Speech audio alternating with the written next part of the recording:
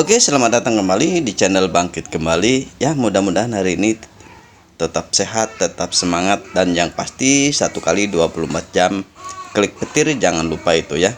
Oke teman-teman, di sini ada informasi yang mungkin bisa kita simak bersama ya, tentang open minded ya, yang digadang-gadang akan rilis tahun 2024 ini. Ya semoga ya ini terjadi ya, dan ini simak informasi yang lugas dan padat dan jelas ya. Oke, kita simak informasinya dan jangan di skip ya, biar tidak gagal paham ya. Oke, kita lanjut ke TKP. Selamat jumpa kembali sahabat Pi Network yang saya cintai, dan semoga kita semua mendapat keberkahan dari Allah Subhanahu wa Ta'ala. Kali ini saya akan menjelaskan tentang dua hal yang disampaikan oleh Kortim. Pertama, di masa enclosed minded dulu itu sekitar tahun 2022 ya, bulan Juni,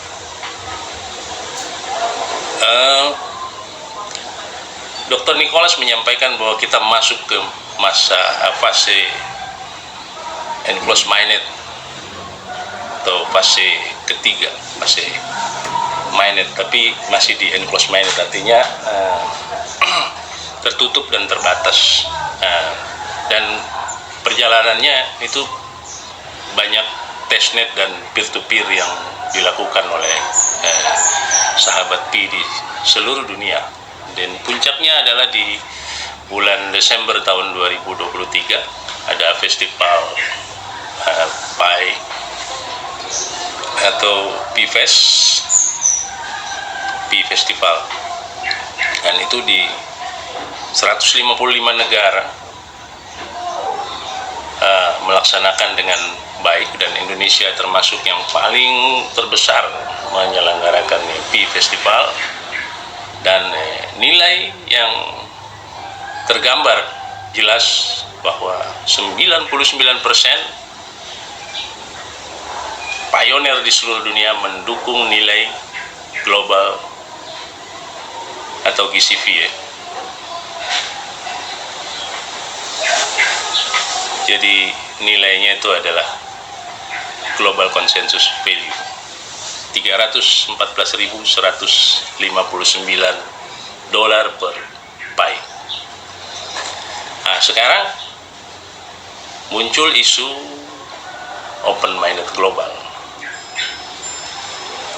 Bahasa open-minded global itu sendiri tidak pernah disampaikan oleh Kortim. Kortim selalu di fase enclosed-minded ini mengatakan akan terjadi open-minded, yang sudah juga dijelaskan oleh Kortim bahwa open-minded itu akan disampaikan di goalnya, akan disampaikan di akhir tahun 2024 atau tepatnya ya bulan Desember. Jadi tidak ada itu open-minded di bulan Juni. Ini tanggal 28 ini kan besok. Di video yang sebelumnya sudah saya bantah bullshit itu tanggal 1 Juni, dan kenyataan bahwa tidak tercapai.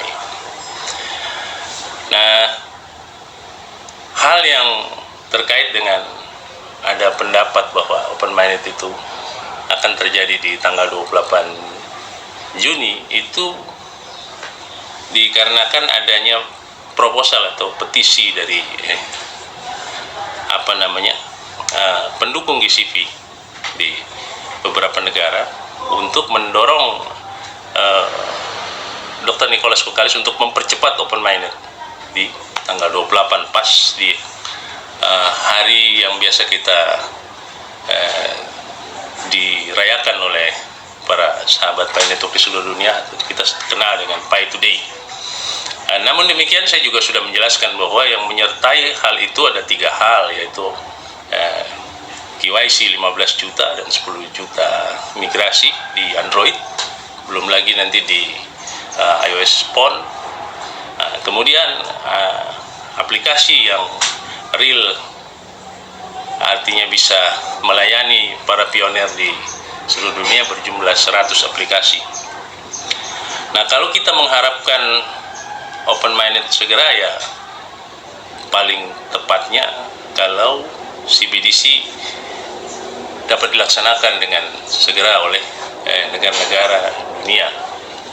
Itu pasti nanti CBDC itu central bank digital currency, sifat daripada uang digitalnya sendiri tersentralisasi terkait dengan sistem moneter negara-negara yang mengeluarkan CBDC, tetapi untuk transaksi nanti mereka harus menggunakan blockchain yang terdesentralisasi. Nah, jadi CBDC itu menganut dua paham terkait sistem moneter negaranya sentralisasi, tapi untuk transaksi menggunakan pola atau sistem yang terdesentralisasi. Nah, sistem yang terdesentralisasi dalam blockchain yang paling mungkin digunakan cuma baru satu, yaitu blockchainnya Pi Network yang memang sudah berbasis Web 3.0. Jadi bisa terhubung kemana-mana dan transaksinya itu sangat cepat ya, diuji coba oleh kita 3,5 detik. Transaksi sebesar apapun bisa dilaksanakan. Sekarang kita balik mengenai open minded sendiri. Open minded itu istilah yang kemudian open minded atau open mind network atau terbukanya jaringan kerja besar. Istilah ini kemudian didegradasi sendiri oleh Kortim dengan istilah open network. Nah, open network ini seperti apa sih? Artinya terbuka jaringan-jaringan. Saya berasumsi bahwa open network itu diselenggarakan per negara yang siap. Nah, negara-negara yang siap itu di dunia, China yang di urutan pertama. Jadi industrinya udah siap, kemudian sistem perbankannya sudah siap, dukungan pemerintah juga kuat, pionernya juga jumlahnya besar. Nah, hanya masalahnya kendala di Cina sendiri itu ketika saya berada di Cina menandatangani perjanjian kerjasama untuk nilai GCP, itu saya melihat bahwa yang KYC di sana itu masih sedikit, dan ini mungkin akan dikejar oleh Kortim supaya KYC di Cina itu bisa berjumlah banyak sehingga transaksi bisa berjalan. Nah, ini kalaupun bisa terjadi di Cina open network ya, bukan open minded, open network bisa terjadi di Cina. Makanya suatu kebahagiaan juga buat kita membuktikan bahwa koin Pi bukan kaleng-kaleng. Itu yang pertama. Kemudian nilai sendiri, nilai GCP itu saya meyakini bahwa nilai GCP akan berlaku karena terbesar pendukungnya adalah GCP. Memang Amerika mengajukan $1 juta per Pi dan Eropa mengajukan 500.000 sampai 600.000 per Pi, ada variatif. Cuma masalahnya pendukung terbanyak ke $1.59 per Pi. Nah itu. Jadi dari sini kita semua berharap dan menunggu apa yang akan disampaikan oleh Kortim di Pi Today. Apakah cuma sekedar Pi Festival juga, di mana aplikasi melayani pioner atau P2F,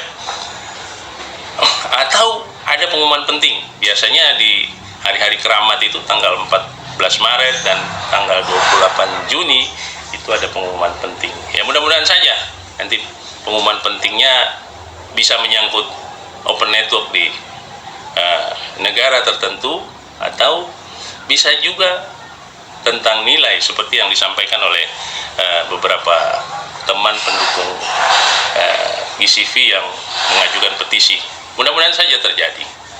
Tapi yang paling penting adalah kita harus meyakini bahwa open minded atau minded launch itu bisa terjadi di akhir tahun ini, sehingga di tahun biasanya setelah minded launch itu pelaksanaannya 3 bulan kemudian, maka di bulan Maret tahun 2025 kita semua bisa berjaya Dan para sahabat Pi Network akan masuk ke strata sosial yang baru, di mana akan muncul para orang-orang kaya baru dan merubah strata sosial yang tadinya di bawah jadi di atas, dan yang di atas turun ke bawah. Itu kira-kira. Nah, ini kita harus mempersiapkan diri, mental, dan juga cara hidup, gaya hidup itu penting ya. Jadi saya mengharap kepada para pionir di seluruh dunia, terutama di Indonesia, ini tetap humble dengan adanya open minded atau open network nanti terjadi. Indonesia menduduki urutan keempat negara yang paling banyak pioner, dan tentu kita berharap bahwa Indonesia bisa menjadi salah satu pelopor yang mendukung Pi Network dengan betul-betul menjalankan apa yang diinginkan oleh Kortim. Cuma masalahnya adalah aplikasi yang ada di Indonesia, satu, masih sedikit; dua, banyak aplikasi yang bermasalah; ketiga, pionir belum paham betul bagaimana supaya open network ini kita pancing untuk berjalan. Nah, kami makanya menyiapkan satu pola di mana kita akan membuka gerai-gerai di seluruh Indonesia supaya merangsang ini transaksi di dalam gerai, dan itu punya wallet masing-masing sehingga tercatat di blockchain. Dan ini akan cepat sekali membuat Indonesia dapat melaksanakan open network dan dipercaya oleh Kortim untuk melaksanakan open network. Mengingat bahwa kita berada di posisi keempat terbesar di dunia penambang. Dan kita juga membuktikan lewat Pi Festival kemarin, peer to peer, bahwa kita adalah yang paling terbesar dan terbaik dalam penyelenggaraan Pi Festival. Nah, demikian, jadi kita betul-betul harus siap untuk ini karena kita masuk ke strata sosial yang baru, dan ini tentu akan menimbulkan banyak sekali efek domino pertumbuhan. Bisa juga akan membuat kita terjebak dalam gaya hidup yang konsumtif. Nah, semuanya kembali kepada sahabat Pi Network dimanapun berada. Semoga apa yang saya jelaskan ini bisa menjadi satu gambaran sehingga kita besok nanti itu jangan sampai shock atau apa, karena memang pada dasarnya Kortim sudah menyatakan bahwa open mainnet launch-nya itu terjadi di bulan Desember tahun 2024. Jadi persiapkan diri Anda, persiapkan mental Anda supaya akhir tahun sampai nanti tahun 2025 bulan Januari, Februari, Maret kita masuk di strata sosial yang baru di dunia ini. Kita hadir di situ mewarnai strata sosial masyarakat. Akan terkaget-kaget nanti Anda, dan jaga betul koin Pi Anda, jangan sampai diserok. Ingat itu, dan kita tunggu apa yang nanti akan diumumkan oleh Kortim. Oke, itu ya penjelasan tentang masalah open mainnet ya, yang mana sudah dijelaskan oleh Pak Novi ya, CEO-nya dari pinetmart.com ya. Oke teman-teman, terima kasih yang sudah nyimak ya sampai selesai. Dan jangan lupa yang baru mampir ke channel Bangkit Kembali, jangan lupa subscribe, like, komentar yang baik ya, agar tidak menimbulkan spoiler. Dan jangan lupa nyalakan tombol loncengnya. Terima kasih, salam petir, jeder, jeder, jeder.